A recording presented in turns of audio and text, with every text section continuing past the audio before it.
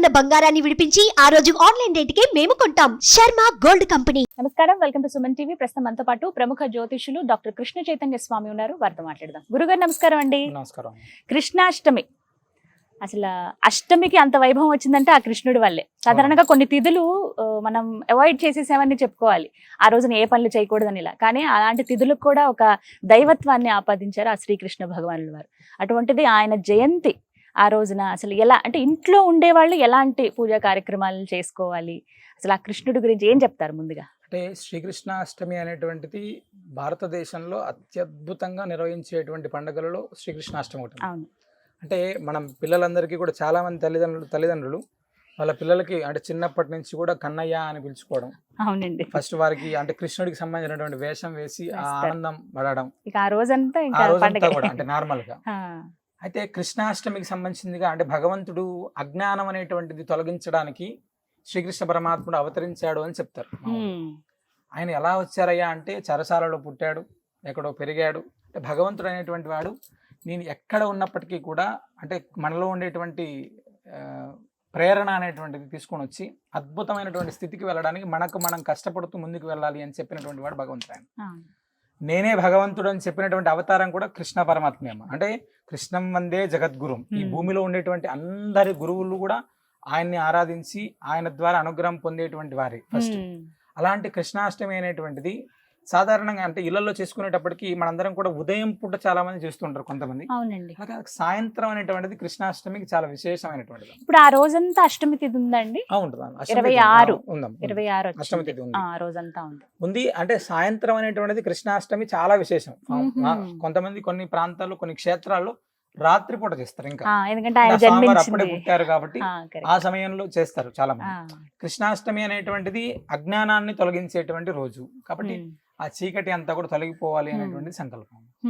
ఆ రోజున అయితే ఏ విధంగా చేయాలండి? ఆ రోజు ఎలా ఆరాధించాలి అనేటువంటిది సాధారణంగా ఇంట్లో విగ్రహం ఆరాధన చేసుకునేటువంటి వాళ్ళకి ఒకటి, లేదు సాలగ్రామ రూపంలో ఆరాధన చేసుకునేటువంటి వాళ్ళు కొంతమంది, అయితే కొంతమంది ఫొటోస్ పెట్టి చేసుకునేటువంటి వాళ్ళు.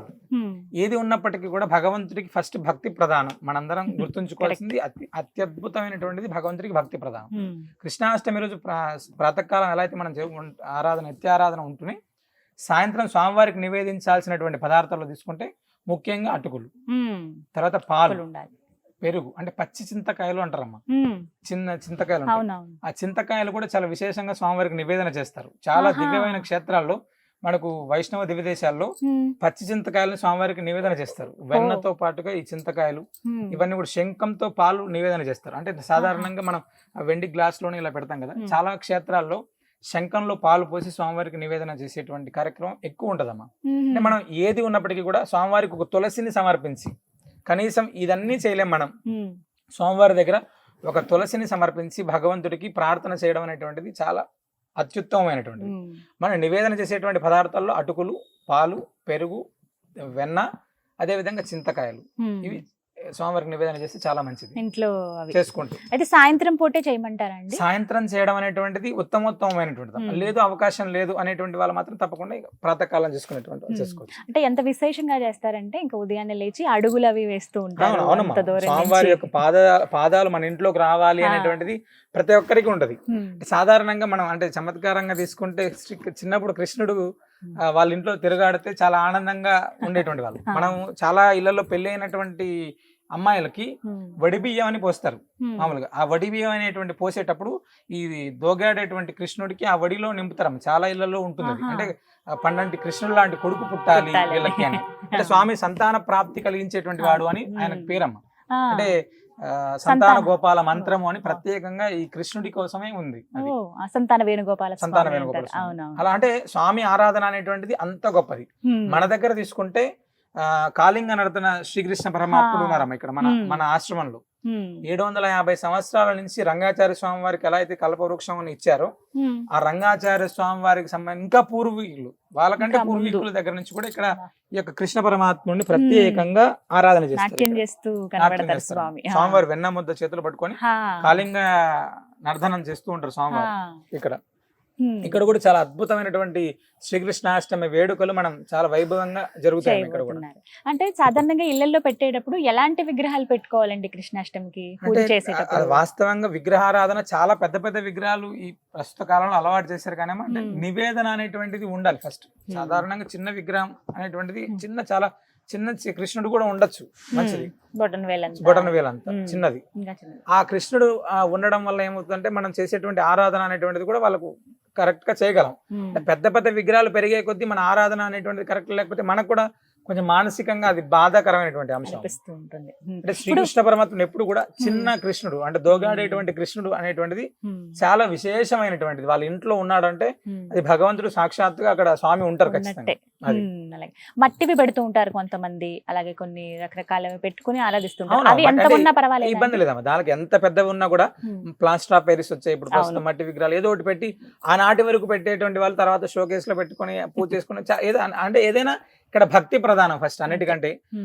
వాళ్ళ శక్తి అనుసారంగా వాళ్ళ ఫొటోస్ కావచ్చు, విగ్రహాలు కావచ్చు, లేదా సాలగ్రామం, చాలా మంది కృష్ణ సాలగ్రామం ఉంటుంది, శ్రీకృష్ణ సాలగ్రామం ఉండి దానికి విశేషంగా పూజ చేసుకునేటువంటి వాళ్ళు. ఎలా గుర్తించాలండి కృష్ణ సాలగ్రామం? సాధారణంగా మన సాలగ్రామాల్లో వాసుదేవ సాలగ్రామం ఉంటాయి, మత్స్యం ఉంటాయి, కూర్మం ఉంటాయి, వరాహం ఉంటాయి, నారసింహం ఉంటారు, రామ సాలగ్రామం ఉంటది, శ్రీకృష్ణ సాలగ్రామం ఉంటది, చాలా అద్భుతంగా సంతాన గోపాల సాలగ్రామం ఉంటది. ఇవన్నీ కూడా అంటే దానికి సంబంధించినటువంటి ఆ విధి విధానాలు తెలిసి ఉంటే మాత్రమే సాలగ్రామం ఇంట్లో ఉంటే మంచిదమ్మా. అలా అంటే ఇంట్లో కేవలం అంటే విగ్రహాలకు సంబంధించి పెద్ద పెద్ద విగ్రహాలు అయితే పెట్టుకోకుండా ఉంటేనే చాలా మంచిది, పెట్టుకోకపోతే చాలా మంచిది. ఎందుకంటే ప్రస్తుతం ఏమైందంటే ఏ క్షేత్రానికి వెళ్తే ఆ క్షేత్రానికి సంబంధించిన విగ్రహం తెచ్చి పెట్టేసుకోవడం అలవాటు చేస్తున్నారు. కొద్ది రోజుల తర్వాత అవన్నీ నిండిపోతున్నాయి, తర్వాత మళ్ళీ ఒకటి పక్కన పెట్టుకుంటూ వస్తున్నారు. మన అలా కరెక్ట్ కాదు. అలాగే మరి ఆశ్రమంలో ప్రత్యేకించి గోవింద ఆశ్రమంలో ఎలాంటి పూజలు చేస్తున్నారు కృష్ణాష్టమికి? కృష్ణాష్టమి ప్రాతకాలంలోనే స్వామివారికి విశేషమైనటువంటి తిరుమంజనం ఉంటుందమ్మా. ఫస్ట్ శ్రీకృష్ణ పరమాత్ముడికి ప్రత్యేకమైనటువంటి తిరుమంజనం, సాయంత్రంతో శంకుపాలు అని ఇందాక శంఖంతో నివేదన, శంకుపాలు అనేటువంటిది స్వామివారికి నివేదన, సాయంత్రం ఉట్టి కొట్టేటువంటి కార్యక్రమం, ఇవన్నీ కూడా ఉంటాయి ఇక్కడే. స్వామివారికి లక్ష తులసి అర్చన చేస్తున్నాం ఆ రోజు. లక్ష తులసి అర్చన ఎవరైనా ప్రత్యక్షంగా వాళ్ళు పాల్గొనేటువంటి వాళ్ళు వచ్చి స్వామివారికి తులసిని సమర్పించుకోవచ్చు. తర్వాత మిగతా కృష్ణాష్టమి వేడుకలన్నీ కూడా జరుగుతాయి. గురుగారు, ఆ రోజున ఏ మంత్రాన్ని పఠించాలి పూజ చేసుకునే వాళ్ళు? ఆ కృష్ణ భగవాను ఎలా ఆరాధించుకోవాలి? శ్రీకృష్ణ పరమాత్ముడికి సంబంధించినటువంటిది కృష్ణాష్టకాన్ని మనం ఎక్కువ శాతం పారాయణం చేసుకుంటారు చాలా మంది. మంత్రం విషయానికి వస్తే ఓం నమో భగవతే వాసుదేవాయ, ఓం నమో భగవతే వాసుదేవాయ అంటే భగవంతుడికి సంబంధించినటువంటి మంత్రం. అది చాలా విశేషమైనటువంటిది. కృష్ణాష్టకం అనేటువంటిది సాధారణంగా ఎవరైనా పారాయణం చేసుకోగలిగేటువంటిది. ఎందుకంటే అది కొన్ని శ్లోకాలు ఉన్నప్పటికీ కూడా చాలా నోరు తిరిగి ఈజీగా ప్రతి ఒక్కరు కూడా చేసుకోవచ్చు ప్రత్యేకంగా. చాలా బాగుంటుంది కూడా, మంచి ఫలితం కూడా ఉంటుంది అమ్మ దానికి. కృష్ణుడి ఆరాధన ఎటువంటి ఫలితాన్ని అందిస్తుందండి? కృష్ణుడి ఆరాధన మన యొక్క అజ్ఞానాన్ని తొలగిస్తుంది. ఫస్ట్ భగవద్భక్తిని పెంచుతుంది అమ్మ. కృష్ణ ఆరాధన చేయడం ద్వారా భగవద్భక్తి పెంచుతుంది. అదే విధంగా చాలా ఇళ్లలో సంతానానికి సంబంధించినటువంటివి, ఆర్థికంగా ఇవన్నీ కూడా చాలా ఉపయోగకరమైనటువంటివి. అంటే స్వామి కృష్ణారాధన వల్ల ఆర్థిక స్థితిని మెరుగవుతుంది, ఒకటి సంతాన ప్రాప్తి కలుగుతుంది.